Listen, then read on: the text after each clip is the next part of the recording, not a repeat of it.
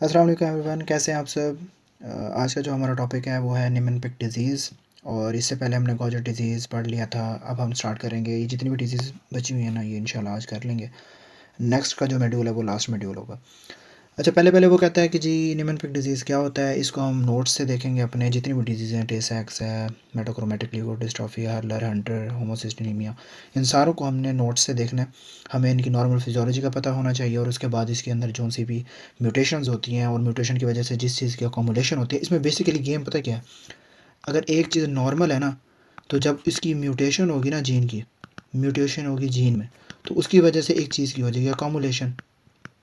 जब अकोमोलेशन होगी तो वो ऑर्गन में, नर्व्स में, ब्रेन में, आई में, तो इनमें म्यूटेशन काज करेगी। मतलब गेम है सारी नॉर्मल फिजियोलॉजी की, फिर उसके बाद म्यूटेशन की, फिर उसके बाद जो से ऑर्गन्स उसमें इन्वॉल्व होते हैं उनकी, जो जिसमें उनके क्लिनिकल फीचर्स की और उसमें जिस तरह से प्रेजेंट होते हैं।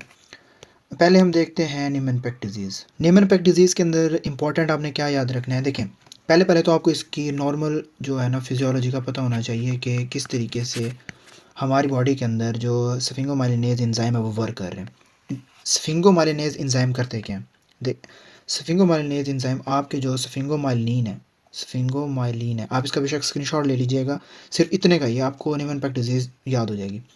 स्फिंगोमाइलिनेज एंजाइम हमारी बॉडी के अंदर जो स्फिंगोमाइलिन होते हैं उनको तोड़ते हैं, उनको क्या करते हैं, तोड़ते हैं, इनकी क्या करवाते हैं, ब्रेक डाउन करवाते हैं।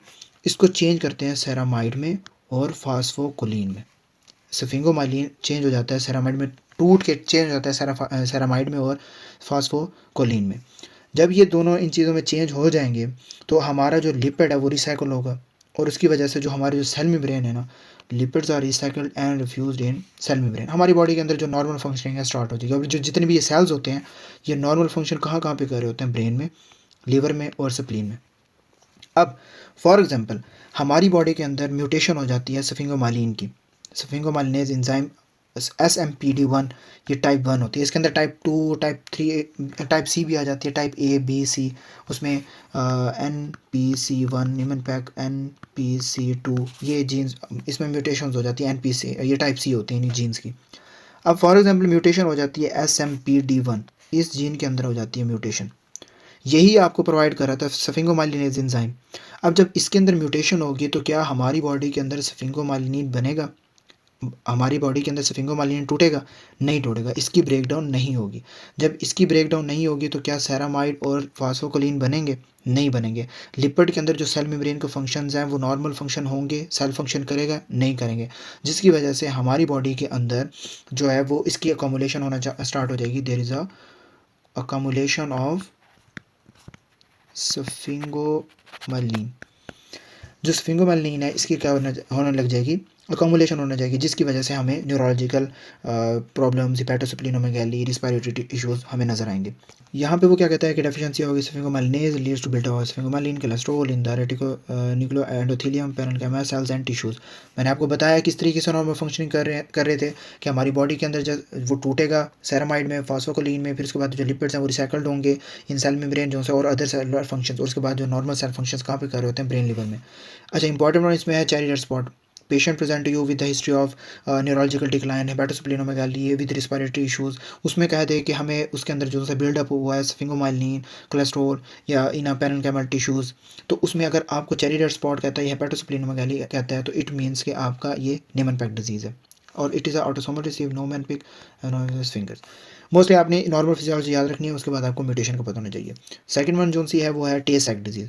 टे सेक डिजीज़ की हम पहले नॉर्मल फिजियोलॉजी देखेंगे, फिर उसके बाद जीन की म्यूटेशन देखेंगे। आपको ये डिजीज़ है वो बिल्कुल क्लियर कट समझ आ जाएगी। अब देखें टे सेक डिजीज़ के अंदर क्या होता है। आपको पता होना चाहिए कि हेक्सा जीन होते हैं।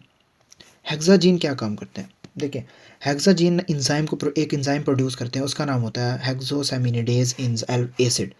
हेक्सो हेक्सोसेमिनिडेज एसिड, ये एक एंजाइम होता है। अब एक इस एंजाइम का फंक्शन ये होता है कि ये ना GM2 गैंग्लियोसाइड्स को तोड़ते हैं, इसकी ब्रेक डाउन करवाते हैं। हमारे न्यूरॉन्स के अंदर ये होते हैं, इसकी क्या करवा देते हैं, हमारी बॉडी के अंदर हमारी न्यूरॉन्स में इसकी ब्रेक डाउन करवा देते हैं। जब ये ब्रेक डाउन होता है, क्लियर्ड हो जाता है और मेटाबोलाइज्ड हो जाता है, तो हमारी बॉडी, हमारे जो नर्व्स हैं वो बिल्कुल फंक्शंस बिल्कुल ओके कर रही हैं, वो बिल्कुल ठीक फंक्शंस कर रही होती हैं बिकॉज ऑफ हेक्सासेमिनिडेज एसिड। ये एक एंजाइम होता है। अगर हेक्सा जीन के अंदर म्यूटेशन हो जाए, अगर हेक्सा जीन के अंदर हमारी म्यूटेशन हो जाए तो क्या हमारी बॉडी के अंदर ये एंजाइम बनेगा? नहीं बनेगा। वो GM2 गैंग्लियोसाइड्स को तोड़ेगा, न्यूरॉन्स में नहीं तोड़ेगा, जिसकी वजह से इसकी क्या होना स्टार्ट हो जाएगी? अकोमुलेशन होना स्टार्ट हो जाएगी। इसकी क्या होने लग जाएगी? अकोमुलेशन। जब इसकी अकोमुलेशन होगी तो ये हमारी बॉडी के अंदर डिस्ट्रक्शन कर देगा हमारे न्यूरॉन्स की, डिस्ट्रक्शन न्यूरॉन्स, हमारे न्यूरॉन्स की डिस्ट्रक्शन कर देगा, किसमें? ब्रेन में और स्पाइनल कॉर्ड में स्पाइन डिस्ट्रक्शन कर देगा, जिसकी वजह से हमारी बॉडी के अंदर न्यूरोलॉजिकल सिम्टम नजर आएंगे। उसके अंदर हमारे मसल वीकनेस भी आ सकते हैं, मोटर स्किल्स भी आ सकती हैं, हेयरिंग लॉस भी आ सकता है, विजन लॉस वगैरह भी आ सकते हैं, मतलब कि सीवियर न्यूरो डिजनरेशन करेगा, ठीक है। और इसके अंदर अर्ली डेथ भी होती है। अब यहाँ पे वो कहता है कि डेफिशिएंसी ऑफ, जो मैंने एंजाइम आपको बता दिया, लीड टू GM2 के accumulation, could have normal appearance until 3 to 6। अच्छा, एज फैक्टर आपने लाजमी याद रखना है। Patient present to you with a history of muscle weakness, loss of motor skills, having hearing loss, vision loss, there is accumulation of, finding accumulation of GM2 ganglioside या deficiency of hexosaminidase acid. उसके अंदर आपने टे set disease को याद रखना है, लेकिन आपने एज फैक्टर लाजमी याद रखना है, क्योंकि मैक्सिमम ऐसी डिजीज़ होती हैं जिनके अंदर एज फैक्टर का डिफरेंस होता है, पैथोलॉजी बिल्कुल ठीक सेम होती है, म्यूटेशंस सेम होती हैं, कि उसमें भी हाई ये चीज़ होती है, उसमें भी हाई होती है, लेकिन मोस्टली एज फैक्टर का होता है। Early childhood, late childhood, when weakness begin like development slow regress and exaggerated startle response possible, present with cherry red spot but no hepatos। अब देखो, जो हमारी नीमन पैक है उसमें हेपेटोस्प्लेनोमेगाली हो रही है ना, बिल्कुल हो रही है। इसके अंदर सेम वही प्रेजेंटेशन है, लेकिन हेपेटोस्प्लेनोमेगाली है, और इसके अंदर एज फैक्टर भी दिया हुआ है, ठीक है। More prevalent in people with Jewish एरोमेंटिसन, मतलब इनके अंदर जो एक आपस में जो शादी होते हैं ना, ये वाला ऑटोसोमल रिसेसिव जैसा है। मोस्टली आपने cherry red spot, not hepatosplenomegaly. Patient present to you with the history of this there is a no hepatosplenomegaly with cherry red spot. Cherry red spot है, हेपेटोस्प्लेनोमेगाली नहीं है, टे सेट डिजीज। अगर हेपेटोस्प्लेनोमेगाली है तो नीमन-पैक डिजीज। क्लियर? अब आ जाओ मेटाक्रोमैटिक ल्यूकोडिस्ट्रॉफी। मेटाक्रोमैटिक ल्यूकोडिस्ट्रॉफी में क्या होता है? देखो, ये एक जीन होता है, ARSA जीन्स। आपको एंजाइम्स का भी पता होना तो चलेगा, बस जेनेटिक म्यूटेशन कह दो काफ़ी है। एंजाइम्स का आपको पता होना चाहिए कि क्या होता है। देखो, जो ARSA जीन्स होता है ना, ये एक एंजाइम प्रोड्यूस करता है, उसे कहते हैं एरिल सल्फाटेज एसिड।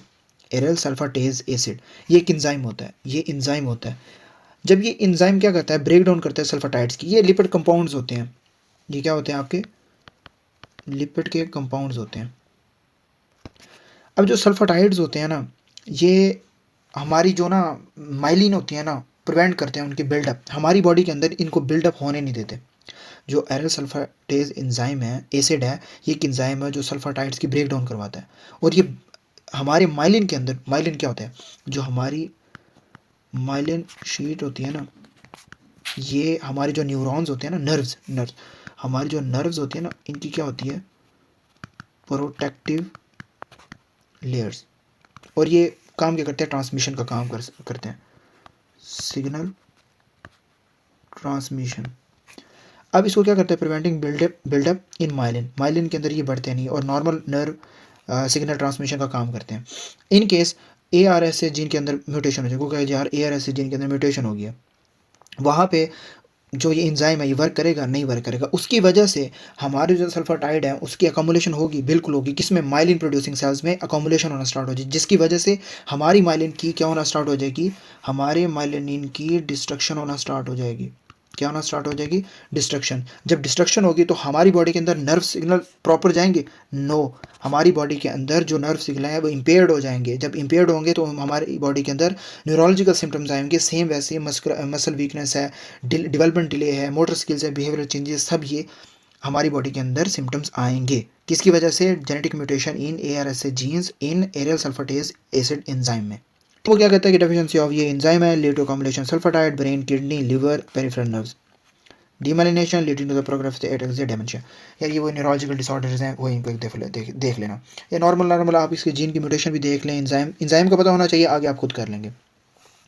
अब आ जाए हर्लर और आपके आ जाते हैं हंटर। ये दोनों ना ऑलमोस्ट सेम है, इसमें म्यूटेशन जीन्स की डिफरेंट है, लेकिन काम जो है ना आगे सेम ही है। वो कहता है कि यार हर्लर सिंड्रोम में क्या होता है? इसके अंदर ना IDUA जीन होता है, लगाना रट्टा ही है, ठीक है। IDUA जीन क्या करता है? हमारी बॉडी के अंदर जो ये एंजाइम होता है ना, अल्फा एल आइड्रोनिडेज जो सा एंजाइम होता है, ये क्या करता है? आपकी बॉडी के अंदर हेपरिन सल्फेट और डर्माटन सल्फेट की ब्रेक डाउन करवा देता है, ठीक है, हेपारिन और डर्माटिन सल्फेट, इनकी क्या करवा देता है, ब्रेक डाउन करवा देता है। इसकी वजह से क्या करते हैं, जब इनकी ब्रेक डाउन हो जाती है तो हमारी बॉडी के अंदर जो नॉर्मल फंक्शन है ना, हमारे टिश्यूज़ में, सेल्स में बिल्कुल ठीक होता है और ऑर्गन की डेवलपमेंट होना स्टार्ट हो जाती है, normal tissue function and organ development. अगर इन केस आपकी जीन के अंदर हो गया म्यूटेशन, क्या हो गया, म्यूटेशन, तो क्या बताएं, ये एंजाइम बनेगा, ये एंजाइम नहीं बनेगा। इसकी वजह से इनकी ब्रेक डाउन होगी, इनकी ब्रेक डाउन नहीं होगी। जब इनकी ब्रेक डाउन नहीं होगी तो ये क्या करेंगे, हमारे ऑर्गन को डैमेज करेंगे। क्यों, हमारे जब भी वो तोड़ रहे हैं, इनको बिल्कुल खाली कर रहे हैं, सफाई कर रहे हैं इनकी, उसी की वजह से हमारे ऑर्गन्स तो बिल्कुल ठीक वर्क कर रहे थे, लेकिन जब इनकी अकोमोलेशन होना स्टार्ट हो जाएगी तो हमारी बॉडी के अंदर ऑर्गन डैमेज होना स्टार्ट हो जाएगा, ऑर्गन डैमेज होना स्टार्ट हो जाएगा और सेलुलर डिसफंक्शन हो जाएगी, जिसकी वजह से हमारी बॉडी के अंदर जो सिम्टम्स अपीयर होंगे प्रोग्रेसिव ऑर्गन डैमेज की वजह से, हमारी बॉडी ग्रोथ डिले हो सकती है, स्केलेटल एब्नॉर्मलिटीज़ हैं, फेशियल प्रॉब्लम्स आ सकती हैं, कार्डियोमायोपैथी आ सकती है, ये हो सकता है। अब ना हंटर सिंड्रोम को ये देखते चलते हैं कि इसके अंदर IDS जीन होता है। ऊपर वाले के अंदर हमने कौन सा जीन पढ़ा है, IDUA जीन, ठीक है। हर्लर में हमने जो सा पढ़ा है वो IDUA, और उसमें इंजाइम्स कौन सा था हमारा, अल्फा एल। इसमें क्या है, आइडोनेट 2 सल्फाटेज। इसका काम भी सेम वैसा ही होता है कि ये हेपारिन सल्फेट और डर्माटिन सल्फेट को तोड़ते हैं और इसके बाद जो हमारे ऑर्गन्स हैं ताकि प्रॉपर तरीके से वर्क कर सकें, अगर नहीं करते तो उसकी वजह से सेम सिम्टम्स अपीयर होते हैं, ठीक है। लेकिन जीन्स और इंजाइम का फ़र्क है, जीन्स और इंजाइम का फ़र्क है। अब यहाँ पे वो क्या कहता है कि deficiency of lead to the corneal clouding, आंखों क्या क्या धुंधला इंटेलेक्चुअल डिसेबिलिटी। अच्छा, ये ना बेसिकली हमारे ना फेशियल जो सी प्रॉब्लम्स होती है ना, वो बेसिकली डिस्कस कर रहा है, ऑटोसोमल रिसेसिव। हंटर में डेफिशिएंसी ऑफ ये एंजाइम का डिफरेंस है, mild Hurler syndrome with no corneal clouding, देखो, विद माइल्ड इंटेलेक्चुअल डिसेबिलिटीज़। अब इसमें डिफरेंस क्या आ रहा है, एक तो एंजाइम का डिफरेंस है, दोनों में एंजाइम का डिफरेंस है।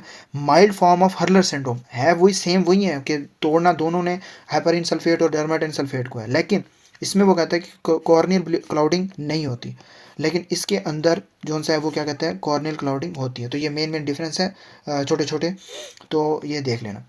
होमोसिस्टिनीमिया, भाई वो होमोसिस्टिनीमिया में क्या कह रहा है, देखें होमोसिस्टिनीमिया में होमोसिस्टीन क्या होता है, होमोसिस्टीन हमारी बॉडी के अंदर एक अमाइनो एसिड्स होते हैं, क्या होते हैं, अमाइनो एसिड। ये ड्राइव कहाँ से होता है हमारे, ये ड्राइव होते हैं, ड्राइव्ड फ्रॉम मैथियोनीन मेटाबॉलिज्म, ये ड्राइव होता है फ्रॉम मैथियोनीन मेटाबॉलिज्म से, मतलब वहाँ से मैथियोनीन से ड्राइव होता है। काम क्या होता है, काम ये होता है कि ये एक एंजाइम बनाता है, सिस्टाथायोनीन बीटा सिंथेज, एक तो इतना मुश्किल नाम है, सिस्टाथायोनीन बीटा सिंथेज, इसको CBS भी कहते हैं। ये एक एंजाइम प्रोड्यूस करता है, ये नोट्स हैं बेसिकली, आप इनके स्क्रीनशॉट ले लेंगे तो आपको इजीली समझ आ जाएगी। कन्वर्ट कर देता है होमोसिस्टीन को सिस्टाथायोनीन में। नॉर्मली ये जो एंजाइम होता है बीटा सिंथेज, ये होमोसिस्टीन को सिस्टाथायोनीन में चेंज कर देता है। सिस्टाथायोनीन फर्दर मेटाबोलाइज होता है इनमें, सिस्टीन में, और वो नॉर्मली हमारी बॉडी के अंदर वर्क करना स्टार्ट हो जाता है। नॉर्मल होमोसिस्टीन लेवल होता है और अमाइनो एसिड की मेटाबॉलिज्म होना स्टार्ट होती है। इन केस म्यूटेशन हो जाती है CBS जीन में, ਇੱਥੇ ਪੈ ਗਿਆ ਪੰਗਾ। ਹੁਣ CBS जीन ਦੇ ਵਿੱਚ हो गया मसला। अब CBS जीन में यहाँ पे म्यूटेशन हो जाती है, जीन इन CBS जीन, तो क्या डेफिशिएंसी होगी ना CBS एंजाइम की। जब CBS एंजाइम की म्यूटेशन होगी तो क्या हमारी बॉडी के अंदर होमोसिस्टीन सिस्टाथायोनीन के अंदर चेंज होगा, नहीं होगा। जब इसके अंदर सिस्टाथायोनीन में चेंज नहीं होगा तो इसकी क्या होने स्टार्ट हो जाएगी, अकामुलेशन। अकामुलेशन किसकी स्टार्ट हो जाएगी, होमोसिस्टाथायोनीन। जब होमोसिस्टीन की हमारी बॉडी के अंदर अकोमोलेशन होना स्टार्ट हो, जिसकी वजह से क्या हो जाता है हमारी बॉडी के अंदर, वेस्कुलर डैमेज। अब जब एक चीज़ की अकोमोलेशन हो रही है, सोचें क्या हो सकता है, उसकी वजह से हमारे वेस्कुलर प्रॉब्लम्स में क्या हो सकता है, important one is thrombosis, atherosclerosis, development delay, मतलब इसके अंदर कार्डियोवैस्कुलर डिजीज़ के ना मोस्टली सीवियस डिसऑर्डर्स देखते हैं। अच्छा, भी यहाँ वो फरमा रहे हैं कि डिफिशिएंसी ऑफ सिस्टाथायोनीन, ये मैंने आपको बता दिया, cause downward lens civilization, marfanoid body habitat. अच्छा, ये ना लेंस स्टेबलाइजेशन का मतलब ये होता है कि आपका जो लेंस है ना, फॉर एग्जांपल ये देखो, ये आपका लेंस है ना, अब इसके अंदर जो लेंस है, जो लेंस होता है ना पीपल से ऐसे हो जाता है, साइड पे हो जाता है, ठीक है। जो आपका लेंस होता है उसकी डिसलोकेशन हो जाती है। अच्छा जी, इसके बाद वो क्या कहता है, मार्फनॉइड बॉडी हैबिटेट्स डिजीज़ होती है। इसके अंदर हमारे जो होता है ना वो फ्लैट फेस होता है, ठीक है, जो बच्चा होता है। आपने मार्फन सिंड्रोम देखा था ना, मैंने आपको मार्फन सिंड्रोम की पिक दिखाई थी, ये सेम टू सेम वो मार्फन सिंड्रोम वाले फीचर है, वो बड़े बड़े हाथ और ऐसे। हाइपरकोपिया मैंने आपको बता दिया, intellectual disability treat with anticoagulation मैंने आपको बताया। वेस्कुलर डैमेज, इसके अंदर क्या होता है, वेस्कुलर डैमेज, ठीक है। So this is of it, बहुत हो गया। नेक्स्ट जो है ना, ये आपकी कुछ डिजीज़ बची हुई हैं, 1 2 3 4 5, बस ये नेक्स्ट मॉड्यूल में इंशाल्लाह इसको ख़त्म करेंगे जेनेटिक डिजीज़ को, और हम नेक्स्ट आगे न्यूरोटोलॉजी है, यस न्यूरोटोलॉजी को हम स्टार्ट करेंगे। तब तक के लिए अपना बहुत बहुत बहुत बहुत सारा ख्याल रखिएगा। अल्लाह हाफिज़।